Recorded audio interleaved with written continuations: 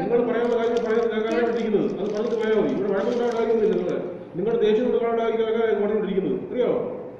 നിങ്ങൾക്ക് പറയാൻ പറഞ്ഞല്ലോ. നിങ്ങൾക്ക് പറയാൻ നിങ്ങൾ തുടങ്ങിയത് നിങ്ങൾ തുടങ്ങി പഴയ ചരിത്രമാണോ തുടങ്ങി? നിങ്ങൾ പറയാൻ വക്കീൽ പറയുന്ന പറഞ്ഞാൽ ഇല്ലല്ലോ.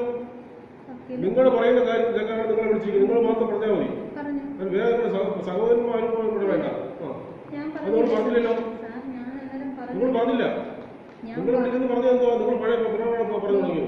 കുട്ടി കേട്ടോണ്ടിരിക്കുമല്ലേ? കുട്ടിയോട് ചോദിച്ചു. ഞാൻ എന്റെ മകള് അഡ്വക്കേറ്റിനെ എനിക്കും വെച്ച് സംസാരിക്കണമെന്ന് ഞാൻ ആദ്യം തന്നെ സാറിനോട് പറഞ്ഞു.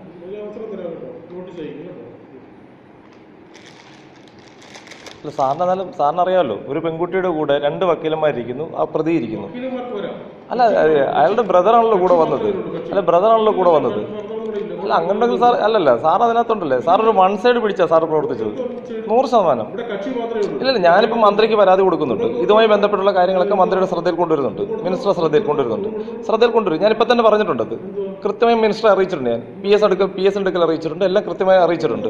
ഇല്ല, എന്താ വെച്ചാൽ സാർ അതിനകത്ത് മാന്യമായി സാറിന് പറയാം. ഞാൻ സാറിനോട് പറഞ്ഞല്ലോ, സാറിന്റെ മുന്നിൽ ഒരു കക്ഷിയുടെ കാര്യമല്ല, ഒരു സഹോദരിയുടെ കൂടെ ഒരു സഹോദരൻ വരുമ്പോൾ ഇല്ലല്ല എങ്കിൽ വാദിയുടെ കൂടെ ഏത് കക്ഷിയുണ്ട്, ഏത് വക്കീലുണ്ട്? അല്ല, അങ്ങനെയല്ല. അങ്ങനെ സാർ നോട്ടീസ് അയച്ചപ്പോൾ അതിനകത്ത് അറിയിക്കണമായിരുന്നു, വക്കീലിനെ ഇവിടെ ഹാജരാക്കണമെന്ന് അവരോട്.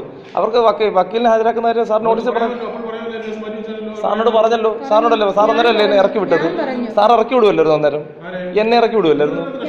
സാർ എന്റെ സഹോദരിയാ സാർ ഇത്, എന്റെ സഹോദരിയാ സാർ ഇത്. അല്ലല്ല, അങ്ങനെയല്ല. സാറ് ആരും ഒരു സഹോദരനല്ല, പിന്നെ ആരാ വരേണ്ടത്? അല്ല, അതെന്താ സാർ സാറിനോട്. എന്നിട്ട് സാറ് കേട്ടില്ല. സാറ് നീതിക്ക് വേണ്ടിയിട്ടല്ലേ സാർ ഈ ഓഫീസുകളിൽ വരുന്നത്? ഈ കുഞ്ഞിനെ എന്നെയും കൊണ്ട് എത്ര പ്രാവശ്യം വീട്ടിൽ ഇറക്കി വിട്ട് സാർ അത് മനസ്സിലാക്കണം. എത്ര പ്രാവശ്യം ഞങ്ങൾ വീട്ടിൽ സാർ ആ പരിസരത്ത് വന്ന് അന്വേഷിപ്പിക്കണം. ഇല്ല, അല്ലല്ല, സാറിന്റെ പോലും സാറ് ഒരു ന്യായത്തിന്റെ ഭാഗത്തല്ല സാർ നിന്നത്. സാർ ന്യായത്തിന്റെ ഭാഗത്തേ അല്ല സാർ നിന്നത്. സാർ അന്യായമായി തന്നെ പ്രതികൾക്കൊപ്പമോ സാർ നിന്നത്.